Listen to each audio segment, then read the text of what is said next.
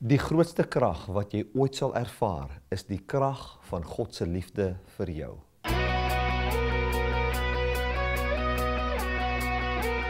Die evangelie van Jesus Christus gaan nie oor jou liefde vir God nie, maar oor God se liefde vir jou.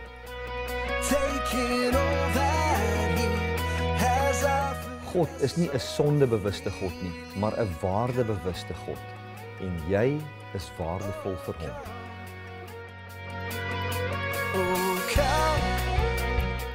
Die volgende program is gefokus op God se liefde vir jou, waarin jy jou waarde kan ontdek en geniet. Well, good morning everybody. Thank you so much for slotting in. It's a great pleasure for me to serve you with the good news of Jesus Christ.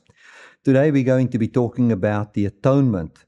Now, the atonement is a big topic, and I think it's one of the topics in theology that the most books has ever been written about, trying to make sense of what the death, the burial, and the resurrection of Jesus Christ is all about. There are different views of the atonement, obviously, of which the greatest one is the penal substitutionary atonement model, which is followed by most people. Most reformers follow that. Most people follow the penalty substitutionary atonement model. I'll get a little bit into that.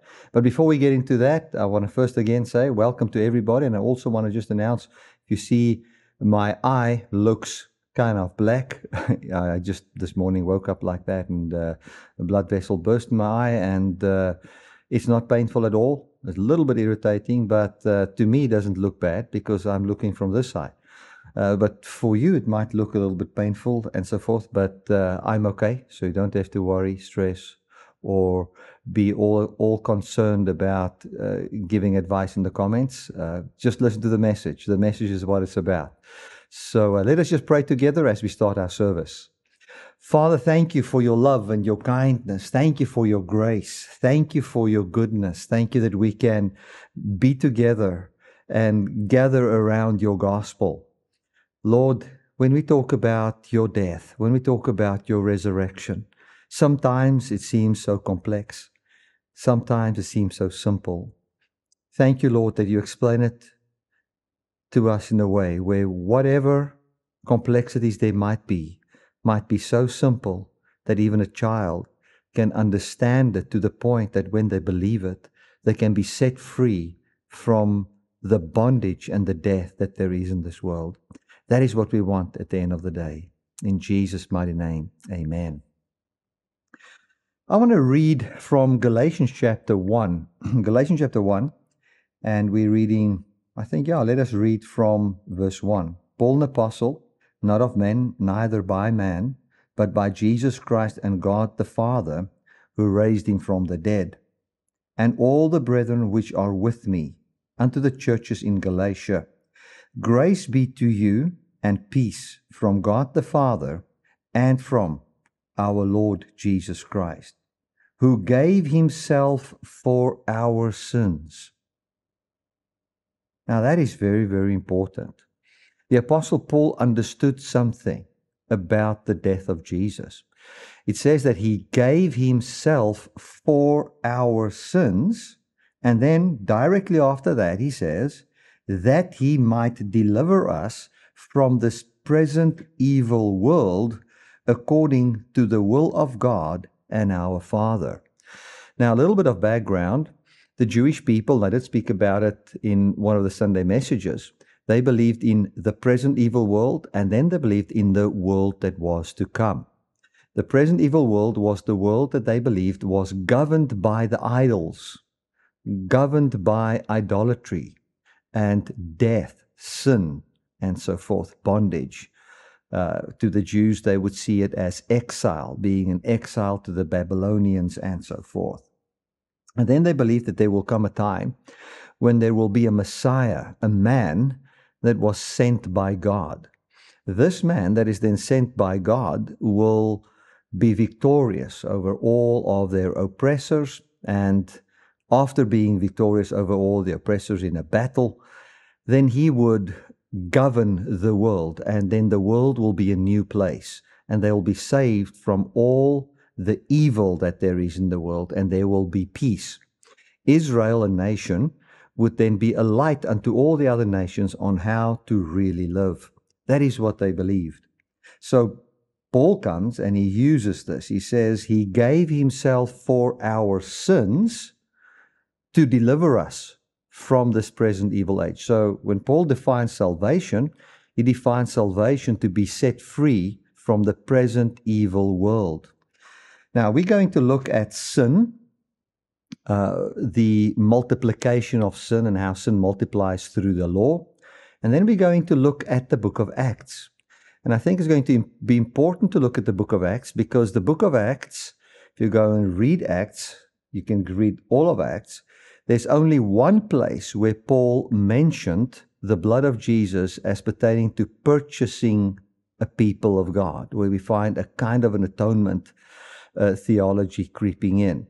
But all of the messages that was preached when they were evangelizing, when they were leading people to Jesus, had nothing to do with what we would do when we evangelize, when we would say, all of the people in the world, you are sinners because Adam sinned, and now you've got this inherent sin, and Jesus had to become sin, and he had to be punished for sin.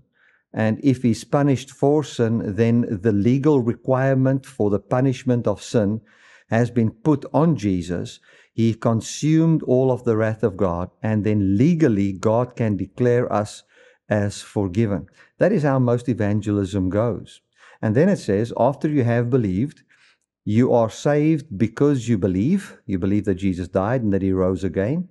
And then we are innocent all the time because of the legal payment that took place. So the atonement is in a legal payment, a transaction, an exchange that took place, wherein God took all of the holiness that is in Jesus and then put all of the holiness that was in Jesus in us after he has now, in a magical way, a supernatural way, grabbed all of the sin of the world into one place in the cross.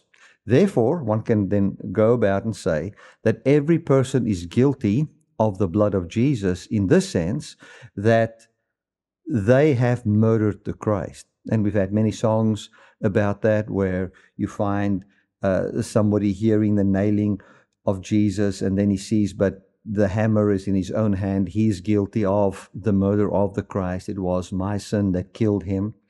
And therefore, when he was raised from the dead, that is forgiveness to a certain degree, and God's not keeping it against each other. But we killed him. It was our sin that killed him. And that's why we can now, in some way, which doesn't always make logical sense, there is atonement and forgiveness of sins is preached. We find it especially difficult if you go and think of it logically. If you put it in the terms of relationship, how do we forgive people?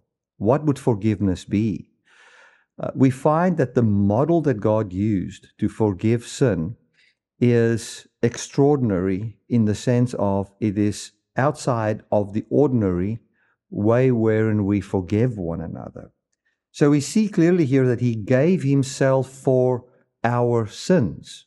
We also find in 1 Corinthians 15 that he died for our sins.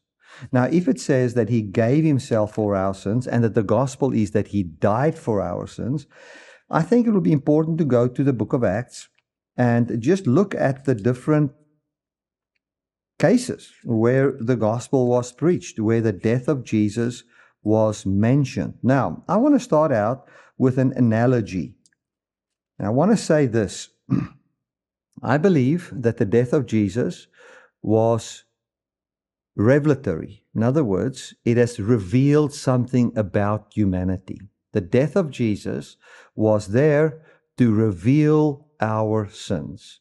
And you know very well, the Bible says that the law is there to reveal sin. And I want to read this from Romans 3 verse 20. It says, therefore no one will be declared righteous in the sight of God by works of the law. Rather, through the law, we became conscious of sin. You're also well aware of Romans chapter 7, where Paul says that through the law, he got knowledge of sin. And we know verses like, the law is the strength of sin, and so forth. It's almost as if you bring the law forth, the sinfulness of man manifests. Now, if Jesus is the fulfillment of that law, or the fullness of that law, it means that in him the law will find its proper definition. That would mean that what the law wants, which would be that you would believe upon God and not upon idols, would be manifested. It would come forth. In other words, the purpose of the law is that you would believe in Jesus. Now, if Jesus is the fullness of the law, what he would do is, in everything that he does, it would be that you would believe upon him. The way it happened was that the law showed you your sinfulness. That is what the law showed. The law showed you, and now I say you. That is also another thing that, it's actually wrong. We're not speaking the right way if we say that. It showed the Jews, or it shows humans in that time. If you want to use accurate language, it shows and it points to the sinfulness of man. That's what the law does. So that we can look for the grace of God. That is what the law does. Now, if Jesus is the fullness of the law, it means that he would, in a much better way than what the law could ever do, show our sinfulness. It would be shown in him.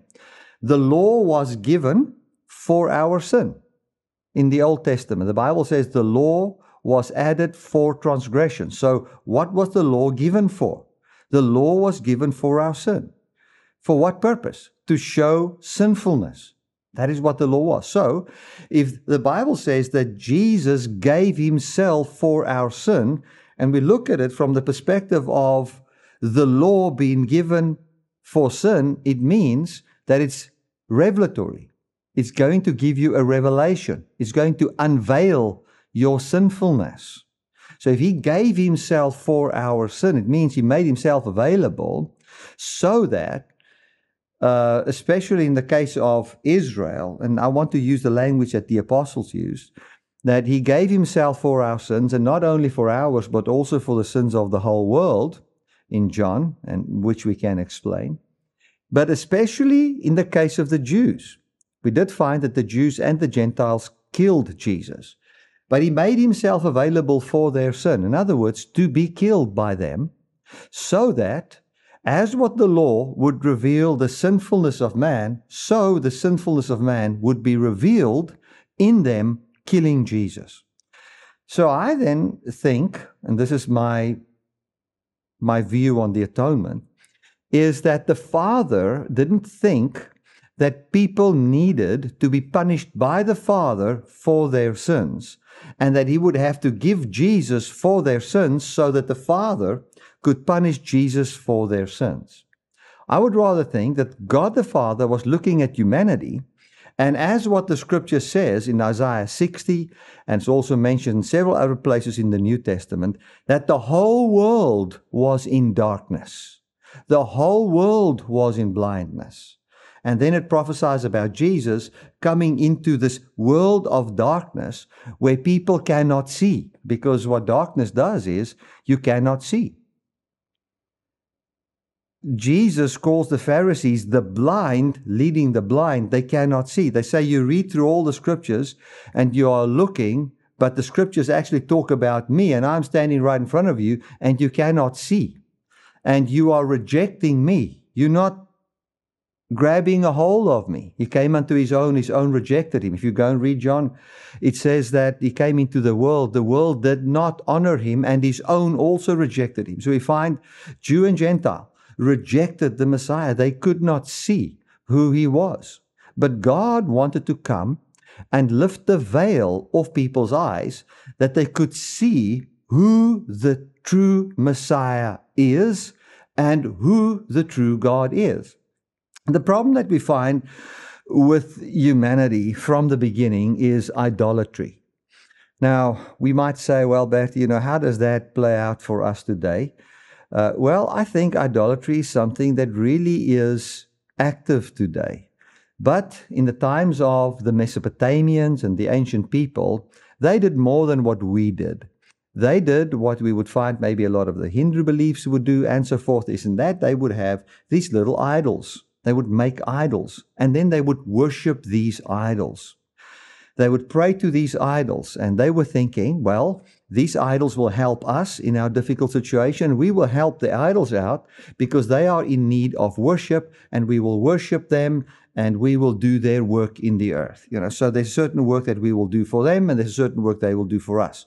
It's almost like what many of us do with God. It's like, God, I will worship you. I'll be faithful to you. Lord, I'm going to give my finance to your kingdom if you just promise to help me through this difficult situation. It is what those ancient people did. It was called the great symbiosis. They worked together. They helped one another. They scratched one another's backs. That is how it worked. But the greatest idol worship happened and image worship happened in Adam.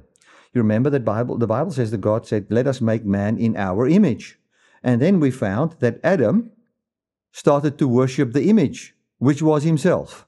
And he said, well, I can basically be like God. You'll remember the scripture clearly says, let us put man out of, the first thing, God says, man has now become like one of us.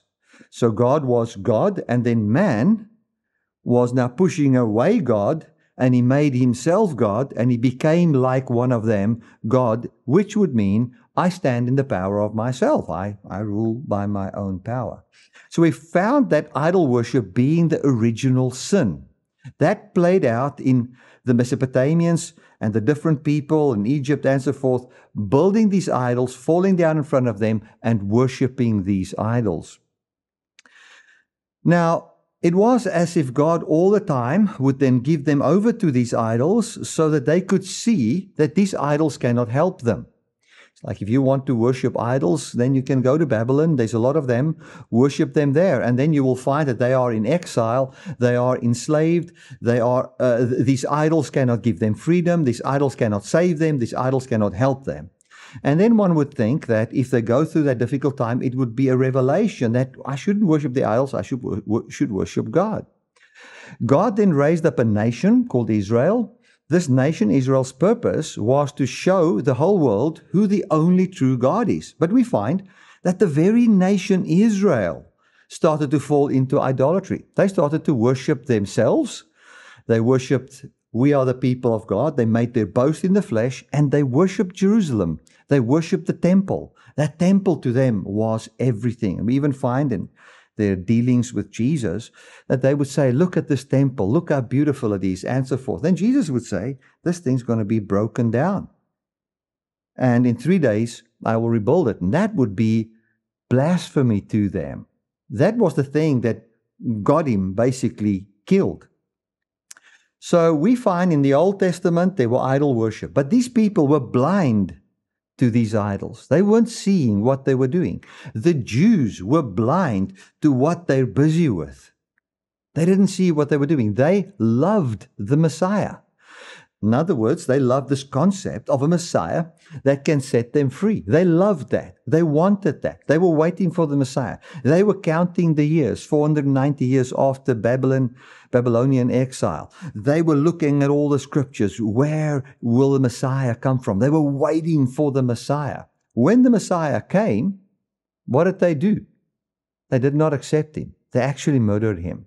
So the sin that they were in, which was the worship of self and all those kind of things, God then wrote the whole of the Old Testament prophesying, saying to them that there will come a Messiah, but this Messiah will die. They struggle to even see that, but that is through all of the scriptures. Then when the true Messiah comes, they murder him. And then through that murder, wherein he now makes himself available for their sin, which is unbelief in the true God and unbelief in who the true Messiah is, he made him available for their unbelief, which would then amount to his murder, him being killed. Then imagine now, after he's being murdered, one would think they'll come to their senses. And I want to just use this example. Imagine there is a town full of fathers that has got such an obsession with success and well-being, that they drive their children so hard when it comes to academics and sport that it is becoming ridiculous. And then you would find maybe some people from another town sending people, telling them, listen, we want to prophesy to you. This would now be a type and a shadow of the Old Testament prophets that was sent. We prophesy to you, what you're doing is wrong. You are busy killing your children. They would argue and say, no, we want to bring the best out of our children. We want them to reach their full potential. And you are over there in your other towns, and you are just jealous because we are having this great success. We are the blessed. We the prosperous. Our children are the most intelligent. Our children beat all the other children when it comes to sports and so forth. And then imagine the people would come on a regular basis and warn these people about their blindness. And they would all the time resist. And then you find this one father really loving his son, and he wants his son to do the best. And then the son said to him, he says, Dad, I'm not made to be an athlete. And the father would say, but look at your natural talent. He says, no, I'm here to be the mayor of the town. That's why I'm here. And I want to bring in a completely new way of thinking. The way we push children in this town is not right. The father says, no, you don't know who you truly are. And he's still pushing his son. And imagine the son then, while under heavy training, collapses and dies on a heart attack because of a heart attack. What would that death then be? Don't you think the father would then go and think, oh my goodness, what have I done? The prophets from the other towns have warned me. Now imagine this child, and let me just push the story a little bit further that we can see what I think the atonement theory is about, or atonement is about. Imagine this child in his dealings with his father, where he says, I was supposed to be a mayor and we are pushing children too hard, knew beforehand by revelation that his father will push him until he dies. But his death would be a revelation to the father of his blindness. And in his death, the father's eyes will be opened, and the generations that follow would then be set free. It will shake the town up. Many fathers will be able to repent, seeing what they're busy with. It will open their eyes. The son would then basically be at a point where he is now giving himself to the sins or the sin of the father or the sins of the fathers of this specific town. I think in the very same way with the law. The law was given so that our sins can be revealed. Now, if Jesus was given for our sin, and he's the fullness of the law, in him, the fullness of idolatry and what it leads to and what it ends up in will be revealed. And what is the revelation of idolatry? It's very simple. It is called deicide. It means we want to, it is the murder of God. We want to kill God. So now we find that God sent his son, and the son was murdered, and we find the whole parable of the vineyard so clearly in this, and says, well, we want to kill God's influence in our place. We don't want him in our place. We don't want the fathers or the vineyard owners' influence in our place. So they killed the prophets, like this people.